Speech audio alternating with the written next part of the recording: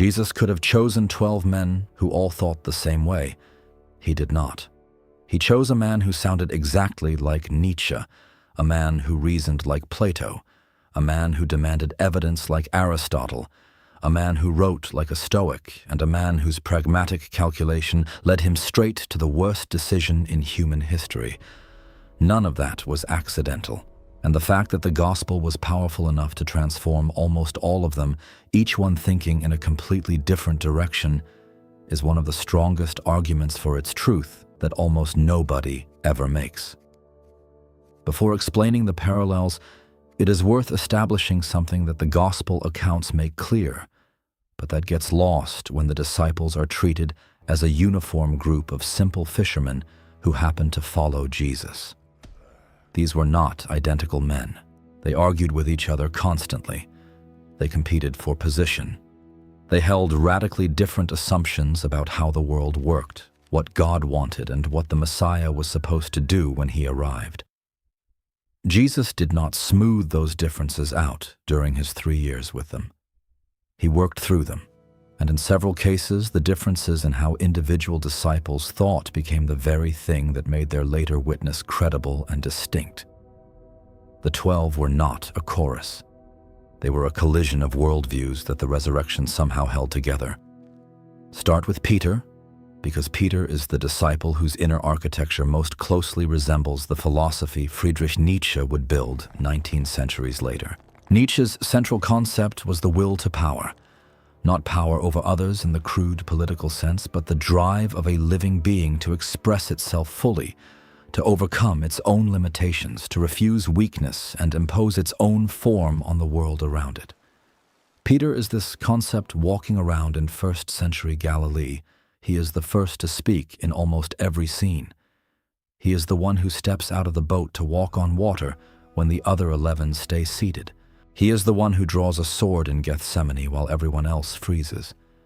He is the one who declares, with complete sincerity, that even if everyone else abandons Jesus, he never will, because he cannot conceive of himself as the kind of person who would.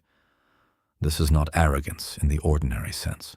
It is exactly what Nietzsche meant by the noble type, the person so full of their own identity and strength that failure simply does not register as a genuine possibility.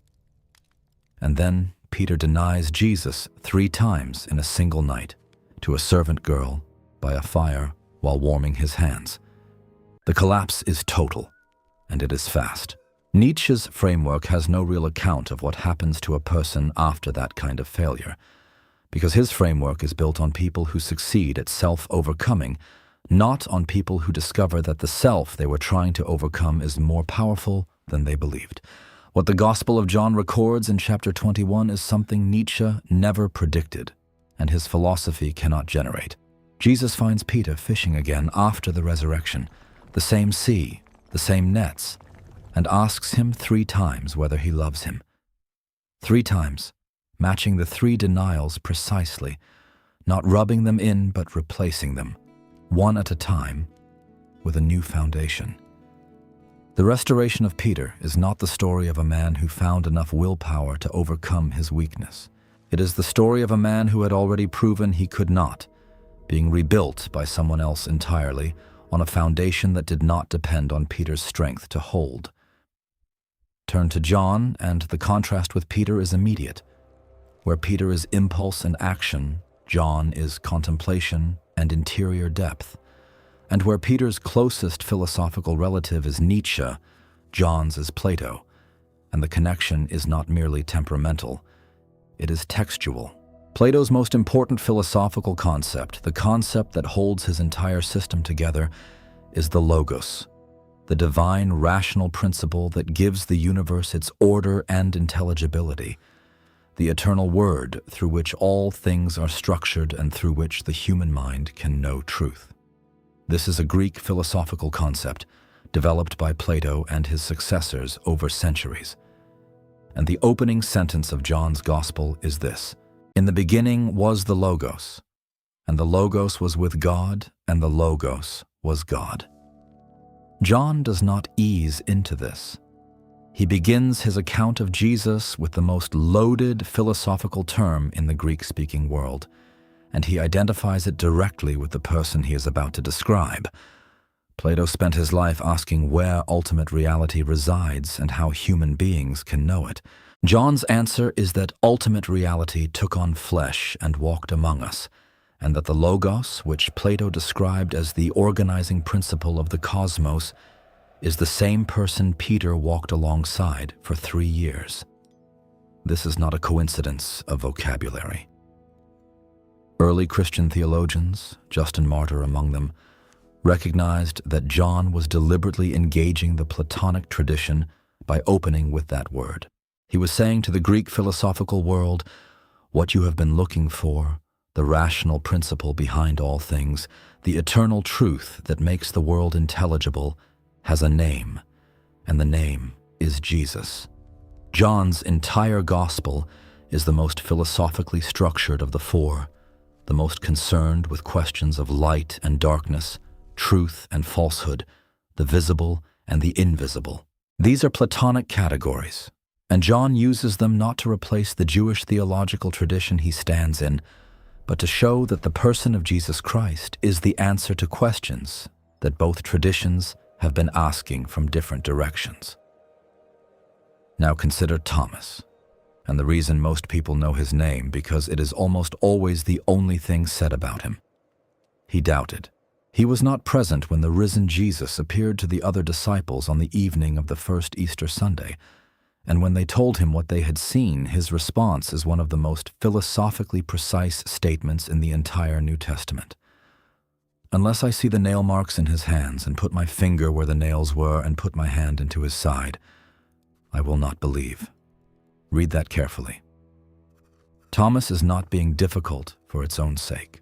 He is articulating an epistemological position, a theory of what counts as legitimate evidence for a claim, and the position he is articulating is the one Aristotle built an entire philosophical tradition on.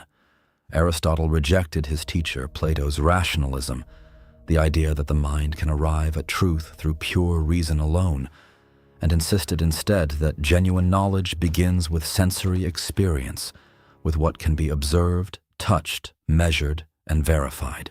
Thomas, who had presumably watched Lazarus walk out of a tomb and had seen Jesus heal people who could not be healed, is applying Aristotelian empiricism to the most important claim he has ever been asked to evaluate. He is not refusing to believe. He is refusing to believe without evidence of the specific kind that would actually establish the claim being made. And Jesus does not rebuke Thomas for this. When he appears a week later, his first words to Thomas are not a lecture on the virtue of believing without proof. He offers Thomas exactly the evidence Thomas asked for. Reach out your hand and put it into my side. Stop doubting and believe. The invitation to touch is an invitation to verify, which is not what you would expect a resurrected being to offer if the proper response to his resurrection was simply to trust the testimony of others without independent confirmation. What Jesus then says, "Blessed are those who have not seen and yet have believed," is not a demotion of Thomas for needing evidence. It is a recognition that most people across the following centuries would not have the option Thomas had, and that faith exercised without direct physical verification would itself require and demonstrate something Thomas, with the evidence in front of him, did not need in that moment. Paul is not one of the original 12, but no account of the disciples of Jesus is complete without him, and his case is the most philosophically layered of all because Paul was the only member of the early movement with formal philosophical training. He had studied under Gamaliel, one of the most respected teachers in first-century Judaism, and his letters demonstrate familiarity with Greek philosophical traditions that none of the 12 fishermen and tax collectors would have had. When Paul writes in Philippians chapter 4 that he has learned, in whatever state he is in, to be content, he uses a Greek verb, autarkes, that was a technical term in Stoic philosophy, describing the self-sufficiency of the wise man who has trained himself to be undisturbed by external circumstances. Marcus Aurelius would have recognized that word immediately. Epictetus, the Stoic philosopher who had been a slave, built his entire teaching around it. Paul is writing in Stoic vocabulary, and it is not accidental, but the difference between Paul's contentment and Stoic contentment is the most important difference in a single paragraph anywhere in his letters, and it is sitting right next to the word itself. Paul does not say he has achieved contentment through philosophical discipline or the training of his will to be indifferent to circumstances. He says, "I can do all things through Christ who strengthens me." The Stoic version of that sentence ends with "through my own reason and discipline." Paul's version ends with "through a person who is external to him and whose strength supplements what Paul's strength cannot reach." Paul sounds like a Stoic until you reach the last phrase of almost every sentence, and then you discover that the engine running the whole system is not self-sufficiency at all, but radical dependency on a source outside himself. The vocabulary is Stoic. The theology is the exact opposite of Stoicism. Before arriving at Judas, it is worth explaining two figures who are often overlooked in this kind of account, but who represent two of the most philosophically significant ways of encountering Jesus that appear anywhere in the Gospel narrative. Mary Magdalene is not one of the 12, but her role in the resurrection account in John chapter 20 makes her philosophically indispensable to this explanation. When she arrives at the tomb on the first morning and finds it empty, she does not immediately believe in the resurrection. She assumes the body has been moved. When the risen Jesus appears to her, she mistakes him for the gardener. It is only when he speaks her name Mary that she recognizes him. This moment, one of the most intimate in the entire gospel record, is the exact encounter that Søren Kierkegaard spent his career describing as the only way a human being can actually arrive at genuine faith. Kierkegaard argued against the philosophical tradition that had dominated since Plato and Aristotle, the tradition that assumed faith could be reached through either rational argument or empirical verification, and insisted that genuine faith is irreducibly personal and subjective, not because it is irrational, but because the kind of truth it involves cannot be transferred from one person to another the way a geometric proof can be transferred. You cannot argue someone into recognizing their own name being called. That recognition happens in a place that rational argument and empirical evidence cannot reach, and it happens differently for every person who undergoes it. Mary Magdalene does not reason her way to faith on Easter morning. She hears her name and knows. Kierkegaard would have recognized that moment as the clearest illustration of what he spent his entire career trying to explain. Simon the Zealot represents something different again, and his inclusion in the 12 is one of the most politically charged details in all four Gospels. The Zealots were a first-century Jewish political movement committed to violent resistance against Roman occupation.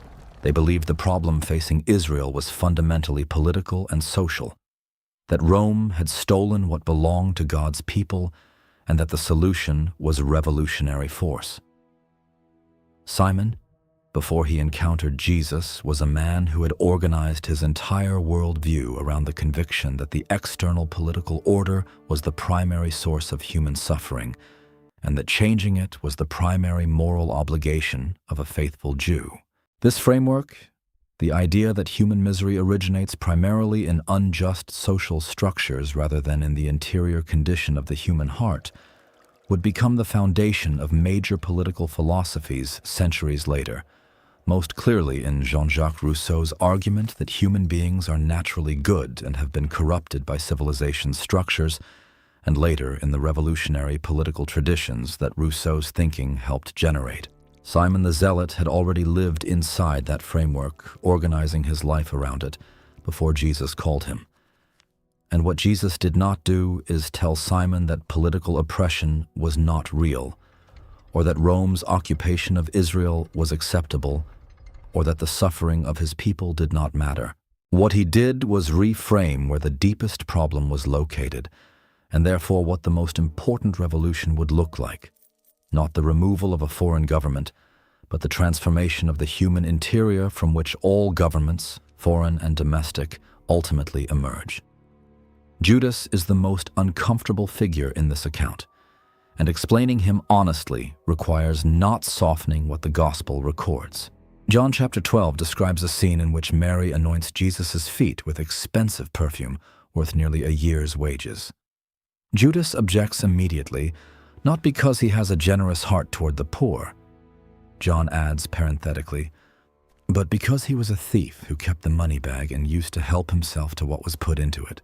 His objection to the perfume being poured out is the objection of someone who has been calculating the material value of everything around him and who sees the perfume as a resource being wasted.